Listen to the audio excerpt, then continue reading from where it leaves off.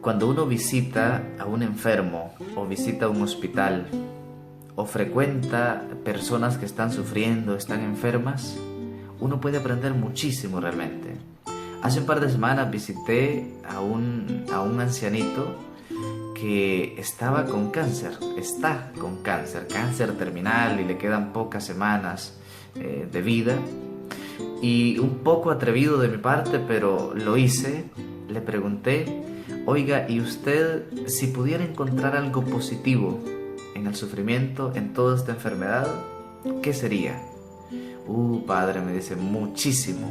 El sufrimiento a mí me ha enseñado tanto, más que los triunfos. Me quedé admirado porque la respuesta fue más profunda de lo que me imaginé.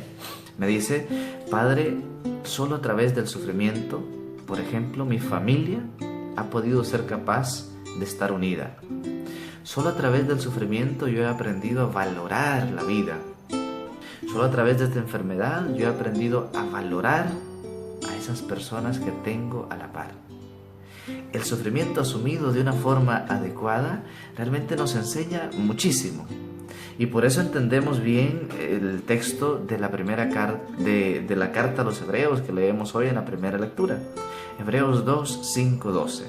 Dios quiso perfeccionar y consagrar a su Hijo por medio del sufrimiento. Sufrimiento, perfeccionar, consagrar. Aparentemente estas tres palabras no tienen nada en común, pero asumido de una forma adecuada, el sufrimiento nos enseña muchísimo. Por ejemplo, el sufrimiento le da profundidad a nuestra vida. El que no ha sufrido realmente vive de una forma superficial, no se involucra con los demás, no entiende a los demás, porque no ha padecido, no ha sufrido, juzga desde fuera, juzga desde lejos. Un amigo que nos traiciona, por ejemplo, nos enseña a valorar la verdadera amistad. Una crisis, un accidente, nos enseña a valorar a las personas que están con nosotros. El sufrimiento bien llevado, sobre todo, nos lleva a la humildad.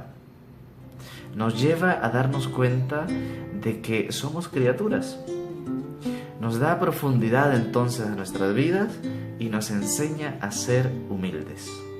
Luego también podemos darnos cuenta que el sufrimiento nos hace comprensivos con los demás. Una persona que no comprenda normalmente a sus compañeros, a su familia o a los demás, es porque no ha sufrido. Sinónimo, es porque no ha aprendido. El sufrimiento te hace una persona más comprensiva. El sufrimiento además te hace una persona más solidaria. Por ejemplo, los grandes proyectos o las grandes ONGs en favor de los que padecen cáncer, SIDA o lo que sea, la gran mayoría los ha iniciado una persona que estuvo sufriendo, o ella o un familiar, y se decide entonces ayudar a otros. Quizá él no se pudo ayudar, otros sí podrán.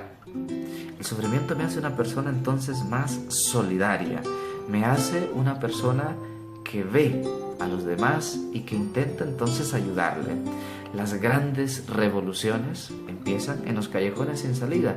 El sufrimiento entonces me ayuda en muchos aspectos, le da profundidad a mi vida, me hace más humilde, me hace una persona comprensiva y más solidario con los demás, pero asumido de una forma correcta. Así como vemos en la película de la Pasión, cuando Jesús le pone en la cruz, Él la abraza con un gran amor.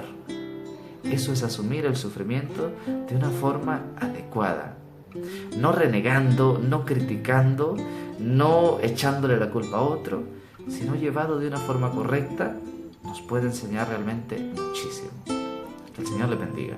En el nombre del Padre, del Hijo y del Espíritu Santo. Amén. Que tengan un feliz día. Soy el Padre Sam.